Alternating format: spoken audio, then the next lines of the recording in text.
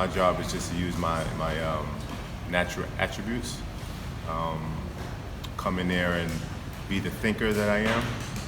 Obviously, if there needs to be adjustments, make the necessary adjustments. But for the most part, man, just go in there and do the works.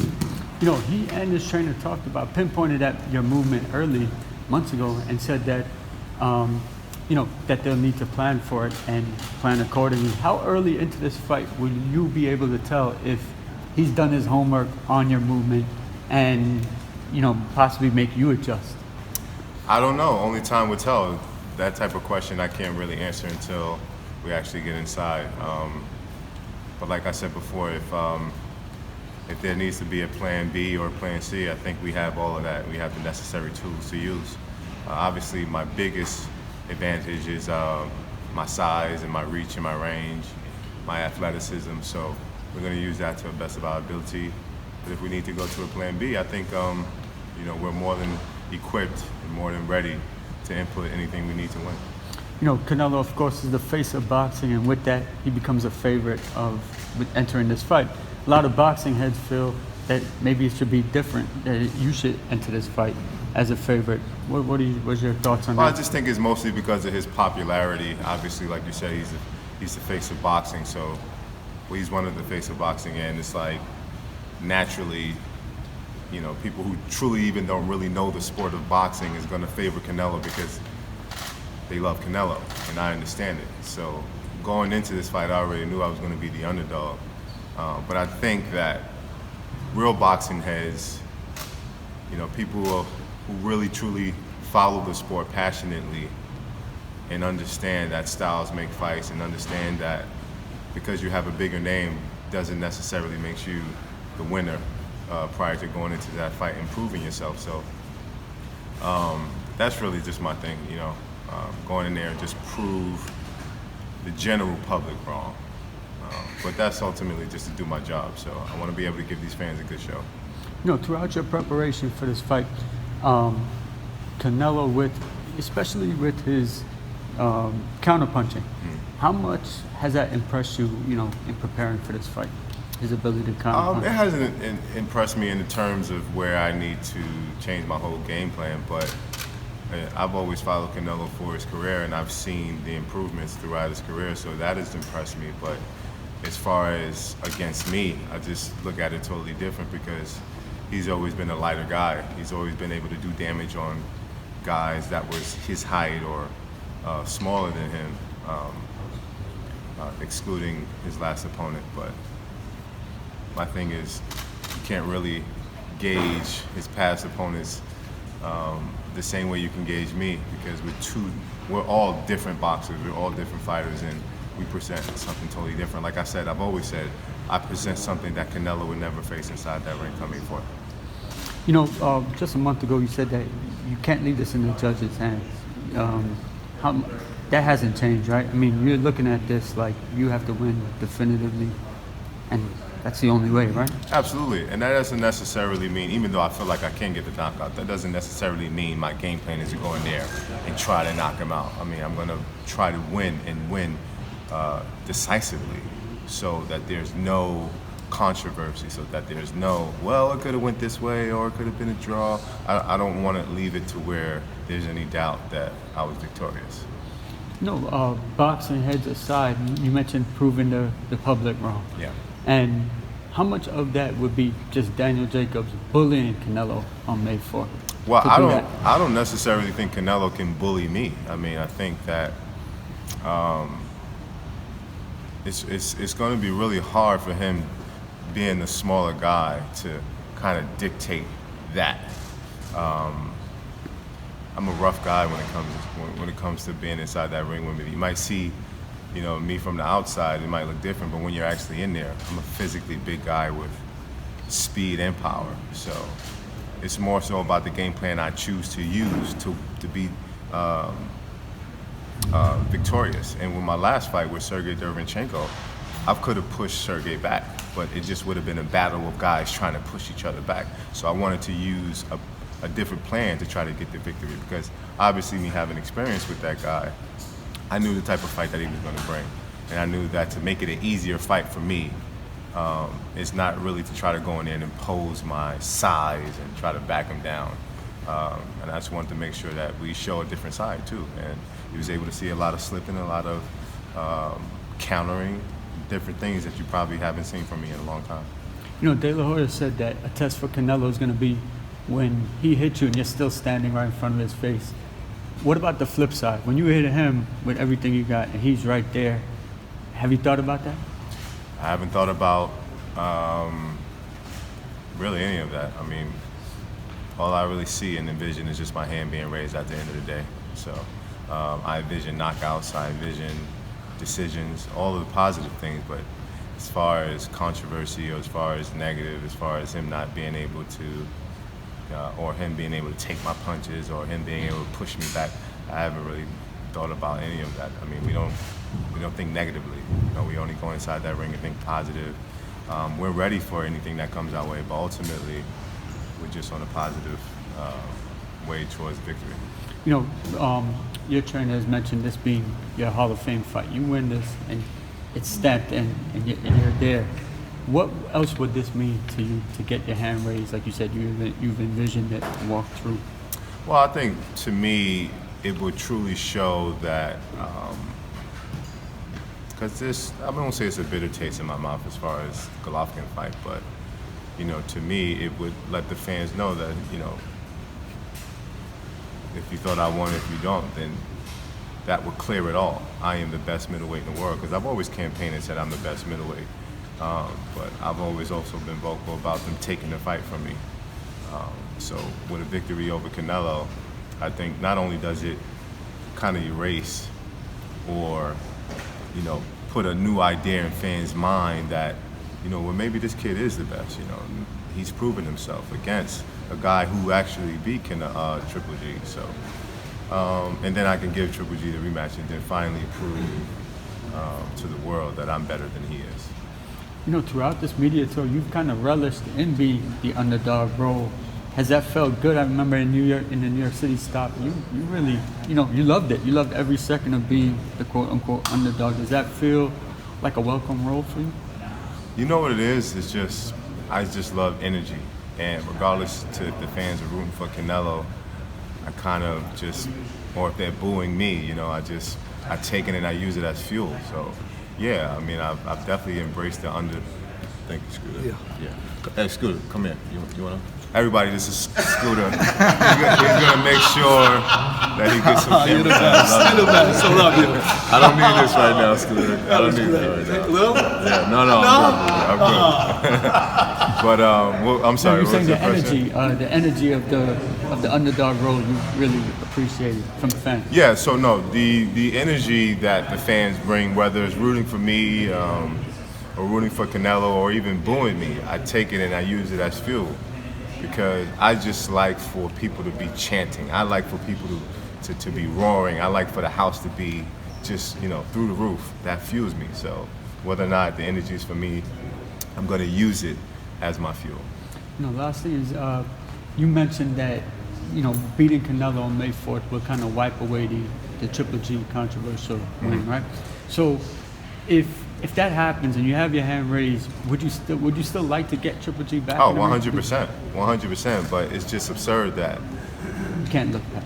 No. I mean, I never look past any fighter. But I was gonna say it's absurd how Golovkin and his team was always saying how people were so fearful of facing them and that they were in it for the love of the sport and that they wanted to fight the best. Mm-hmm. Now, me getting the victory over Canelo. You would think that they would want a rematch, but you know, we heard it out of their own mouths that they still wouldn't want the rematch if I was to beat Canelo. They still would want to face Canelo. So in that aspect, we also see that boxing is a business and that they're looking for the biggest paydays that they can possibly get, because I would have proven that I am the best. And I have all the belts at that particular time when it happens. And for him to still look in another direction just shows you exactly the impression that I left on him that night we fought. Do you take that as a slight or a compliment? It could be. Oh, it's a compliment.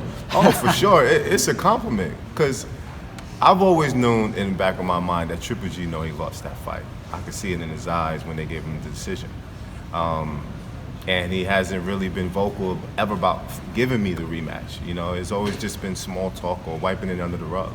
So for me, I just want to make sure that I not only fight Golovkin again and prove the naysayers wrong, but prove to him that he knows that I'm the best fighter and I'm better than he is. This is just the last thing. What has been the hardest part of this particular training camp? Perhaps in introducing new wrinkles that you haven't necessarily done before. I haven't really done anything majorly different than any other camp that I've had. We just had a lot of guys who spar kind of similar to Canelo's style. And I've kept my camp here in New York City. We have everything that we need here in this facility at Competitive Edge Athletics. You know, I've been training here for the last, say, 5 to 6 years, and this is the biggest fight that we had. I wanted to make sure that I was home and can be in New York and still feel that energy where it all started, still feel the vibes, and go out to Las Vegas and make history. You think you'll bring a slice of Brooklyn with you for your entrance? Absolutely. I'm going to go to Brownsville because we leave tomorrow. So I'm going to go to Brownsville to make sure I get most of that love that, you know, that I was raised on and feel that energy so I can go out and conquer the world because, you know, and where I'm from, it's Brooklyn versus everybody. I keep saying last question, but do you do that before most of your fights? Go to No, Brownsville? I don't. I've done it for big fights before. I've done it for the Golovkin fight, but this will probably be the second time that I actually purposely go back to Brownsville to get some of that love, to see my neighborhood, just, you know, revisit where I'm from, to see where it all started, just to feel lively, to go back out and, like I said, conquer the world, because I really feel like this is an opportunity for me to fulfill my dreams. This is my one shot. Does that clear your mind when you go back home, or what does that do for you? It clears my mind. Most importantly, it just motivates me.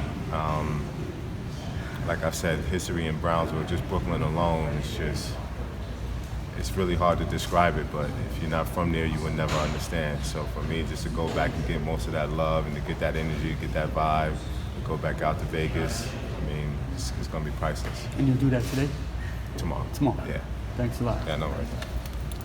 Speaking about that controversial loss with Golovkin, Yeah. What do you take from that fight going into against Canelo? Because it was a little bit controversial. I don't agree that it was unanimous, maybe even questionable majority at best. So what have you learned from that fight going into this fight with Canelo? That you have to be more decisive in your win. You can't make fights close. You have to go in there and leave no doubt in not only the judges' minds but the fans' minds that you have best Canelo inside that ring, because, you know, from the outside looking in, most people would say that there's favoritism towards Canelo when he's fighting in Vegas or when he's fighting anywhere in the world. I mean, we just seen Hamu Mangun, what's his name? I'm sorry, I don't know. Yeah, so we just seen a very controversial fight, and I thought Mr. Hogan won that fight, you know? So it just goes to show you that what fans speak about as far as, you know, there being this sort of influence that Golden Boy has on judges or has on boxing, it's just really not making it easy. So for me, I have to stay focused and make sure that I go in there and make a decisive win so that we can have no controversy.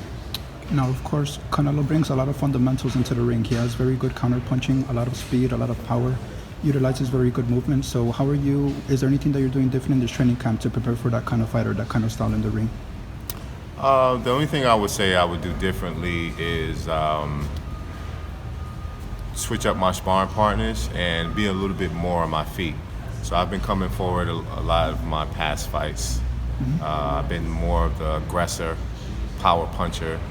I think the only thing different for this fight is, you know, obviously Canelo takes a pretty good shot. He's very elusive in his upper body, so we want to make sure that we're a little faster on our feet and with our hands and with our combinations than we're used to seeing in some of my previous fights.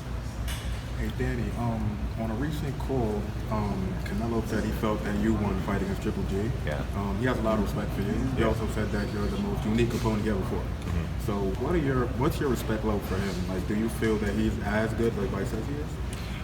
Only time will tell. But as far as respect, I mean, I give him all the respect in the world because Well, I mean, like on the outside looking in, Yeah. do you feel that he's as good, like, somewhere in the top 5 pound for pound? Do you feel that he's Oh yeah, definitely. Definitely top 10 pound for pound.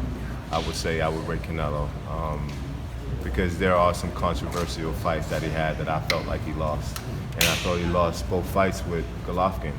But as far as respect, yeah, I mean I respect any opponent that steps foot inside that ring and face another man because this is a kill to be killed sport. So, but that's where the respect ends. As far as going inside that ring and wanting to be the victor, wanting to take his head off, and wanting to prove to the world that I'm the best gladiator out in the world that there is, that's my true intention. So there's no respect when it comes to that. But we're both gentlemen, and we're both, in my opinion, great ambassadors for the sport. So it shows. But outside of that, I mean, once we're inside that square ring, it's gonna be a blood sport. Okay, one more thing I wanted to ask you is, are you tired of talking about the judges? It seems like every interview somebody asks you, are you worried? Yeah. X, Y, and Z. Do you have to knock them out? Knock Yeah. out, knock out, knock out. And then your last couple fights, you haven't got the knockout, but you always got a knockdown. Yeah. So, that the kind of like, I mean, probably not in your head, but is it like annoying to you at some point? Just like, okay, we get it. Yeah. You got the judges. I mean, yeah, it's a little annoying that we keep having to talk about judges and them not being fair or giving Canelo favoritism. It is annoying, but it's also a fact in most people's minds. So I think that's why it's talked about so much. So I mean, I don't mind answering the questions, but it could be a bit of annoying because I want to be able to go in there with a clear mind frame that I don't have to fight 2 people. Well, not 2 people, but how many judges are there? So what? 4 people, right? I don't want to have to feel like I got more stress on me than I need to because Canelo is a force in himself, and it's going to take, in my mind, it's going to take a lot to figure him out. Okay. Kind of contradicting myself because now I'm about to ask you a question about the judges, but the Lara fight, people felt he lost. The Triple G fight, you said he felt he lost both. So, is it kind of hard to look back at those tapes? Because it's like, okay, I felt like this guy won, but he didn't get the decision.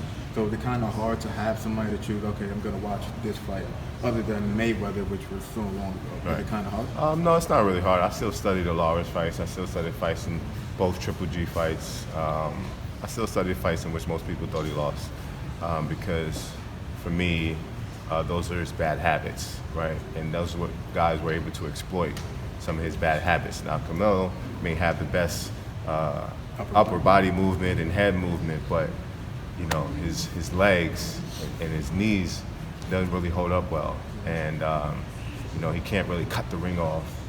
Let's say like a Sergey Derevyanchenko or Golovkin or somebody like that who's a power pressure type of guy. So we look at certain things like that, and then me being one of the longest fighters that he's faced too, and being so fast, I think I would be able to really use that to my advantage. And the last thing that I wanted to ask you is, you said this is kind of like your legacy fight. I think a lot of people feel you win this fight, you go into the Hall of Fame. Even if you don't, you still got a great shot. You have a long career ahead of you. Going forward, do you feel like you get the respect from everybody? Not just, I mean, if you look at the middleweight list, you're probably, probably everybody will have you either 2 or 3, either behind Canelo or, maybe behind Canelo and Triple G, something like that. So you get a lot of respect there. But at least I don't ever see you on the pound for pound list. And Right. I think you deserve like a lot of consideration for it because you fought like a lot of good fighters. You have a really great style. You've knocked out a bunch of people. Do you feel like you get the respect in that aspect? Yeah, that's a good question because sometimes in boxing you really have to prove yourself, and if you didn't have the name and the power and the brand to really be marketed to the world, you really have to still work at that to get that recognition. So I think with a win over Canelo, I would be given everything that I'm rightfully so deserved. But as far as not being in pound for pound lists or none of that stuff really matters to me because that's all about the fans anyway. They can pick and choose who they see fit as far as pound for pound list goes and who they like, and that's a favoritism thing anyway. So if I'm not the fans' favorite after this fight, then I got a lot more work to do. But my job is really not to worry so much about that. It's really just to go in there and be victorious because it's still my job. So forget about the skills though. You think it's probably because you're not an asshole? Like you're like a super nice guy. Right. You literally talk to everybody. Yeah. Maybe some other guys probably won't talk to everybody, but you're like this super chill and. I don't know. I know. For the most part, not just in boxing, but in sports and in the world, controversy sells. So, I mean, I'm not sure if that's why I'm not a bigger household name, but I can't really focus on that. Where I come from, I stay true to who I am. How I was raised, I will always keep that integrity as far as being a stand-up guy. And me having a child, I know he watches everything that I do. So, I can't be goofy, like some of these dudes are out here in the world just to get, more ratings. So, like I said, boxing is my job, and I have to make sure that I come to work prepared every day to be victorious. Got you. Appreciate you. Thank you, man. By the way, I'm from Brownsville. I already know, bro. Hey, Danny. It's Rob from the Boxing Voice and the Fighter IQ. Just wanted to kind of speak about the near future. I call it window shopping. You never want to look past your opponent. It's a great big fight. Obviously, there's another title out there. Does the WBO belt interest you if by any chance you get past Canelo? Or would 168 be a more interesting move and make a legacy there? That's a good question. That's a really good question. I don't think the WBO would really interest me as far as, it does interest me. Obviously, we want to be undisputed champ of the world with all the belts, but, we have a good friend in Demetrius Andrade who, if we're both two African kings going at it in the middleweight division, we want to make sure that we clear everybody out before it's just us two left. And if we decide to make that fight, then that's what we'll do. But, automatically wanting to go to a unification fight after Canelo, given the fact we get the victory, I'm not sure that's something that I would want to enforce so fast. Boxing is one of those things where it's a one-man sport and you can go on the side of the ring and, nobody else fights for you. You're fighting for your family, but at the same time, I've been knowing him since I was about 15 years old. So, I have a really great relationship with his dad, with him, and it's love, but at the end of the day, we've always said that if we were going to do it, it was going to be for all the marbles. So, one day it could happen, one day it might happen, but as far as in the near future, I'm not sure that that's something that we both would want to pursue. Absolutely. And, another thing that's kind of been circulating on the internet, and it's not really a direct relation with you, but Mikey Garcia moved up and, he dared to be great and fight Errol Spence in his weight class. Errol spoke about going to 147, wanting the likes of Canelo. Demetrius Andrade spoke. Wait, isn't Errol 147 already? 147, wanting to jump to 160. Okay. And from that point, Demetrius Andrade invited the idea of him coming to 160. Okay. Weight classes matter for a reason. Yeah. Would 147 be too much for an Errol to come and face any of you guys? Oh, 160. Yeah. 160. Yeah, I think so. Especially depending on who he chooses to fight his first time around. In boxing, some of those things happen. We've seen the greats of Sugar Ray Leonard do it before, and most guys in the course of boxing history have done it before. So, I'm supportive of it, but you got to be careful sometimes when you go out there and you jump the gun too fast. I'm a fan of Errol Spence. And I did hear Boo Boo talking about something about Errol, but I never really understood what he was talking about. But best of luck to Errol if he jumps up and make that leap into the middleweight division, because there's some big boys. It's not just, he's going to be the smaller guy now. He's not going to be the guy who backs people down. So it's going to be different. But another person that I've been talking about going to 160 is a 154 champion, Jarrett Hurd. If Jarrett Hurd moved up to fight in the 160 division, would that be a fight that interests you? Oh, 100%. Yeah, definitely. He's a great champion, really good style. I would definitely love to fight the best, not only from my division, but guys coming up from the 54-pound division that were former champions. So It's all about great boxing. It's all about giving the fans what they want to see. And given the fact we do get this victory, I think our chances of making not bigger fights, but competitive-wise, bigger fights is still possible because there's so much talent in the middle and junior middleweight division. Absolutely. And as from a fight fan perspective, a lot of people have seen the legendary videos of you and Jamal Charlo in the hallways. By any chance you get past Canelo, you would be the WBC champion. I guess the interim with a Jamal Charlo fight interests you as well as a potential fight in the future? 100%. You know, I've always said that Charlo is one of the guys who was on my radar, and that obviously our history, you would definitely want to see that fight in the near future. I'm not sure what his plans are in his near future. I'm not even sure when he's fighting again. I know he was doing a little bit of commentating. He was doing a little bit of commentating. Not bad either. Better than Ray Mancini. Sorry, what was it? Oh no, just the thought of the Jamal Charlo fight. Right. No, but I just wished him the best, man. And when we link up, we gonna link up, and that's really it. It's not more I can say because obviously he on a different side of promotion than I am, and you know, I have a 3-fight contract with DAZN, so we'll see what the near future play out. But my main focus really is just Canelo Alvarez right now, and anybody after that, we can talk about it when the time comes. Absolutely. And then my last question, a lot of fight fans know you as the boxer, but you know, there's a lot of video gamers out there that play a lot of fighting games like Mortal Kombat, Street Fighter, and Tekken. Did you ever play any of those games growing up as a kid? Oh, I grew up on video games. I think it was a dream come true when I made it to the Fight Night Champion. You know, I played as myself and I couldn't believe it. We also need to come out with a new boxing game. I think it's long overdue that we have guys like, you know, myself and others who enjoy playing boxing, watching boxing, get a chance to play it more in the updated syncs. But we'll see what happens. But you know, it was a cool thing to see me in the video game, and that's all about me. I was growing up as a kid, that was what I love to do. Even in camp now, sometimes things that get stressful in camp, you know, I just finished playing Red Dead Redemption, so. Oh, okay. Yeah, that's my game. And just real quick, when you were in the game, did you kind of like get nervous when other people picked you? Like, you know, like, all right, don't make me look bad now. I think I seen a video a couple of weeks ago where Kelly Pavlik played, he played himself and another guy played me. And I think I beat Kelly Pavlik, which was pretty cool because Kelly Pavlik is a good fighter. But, you know, it's just all in fun. You know, not only do I love the sport of boxing, I love to play it on video games. Anything about boxing, I'm all for it. So I appreciate it. Wish you the best of luck. Appreciate it. Dang. 3 things.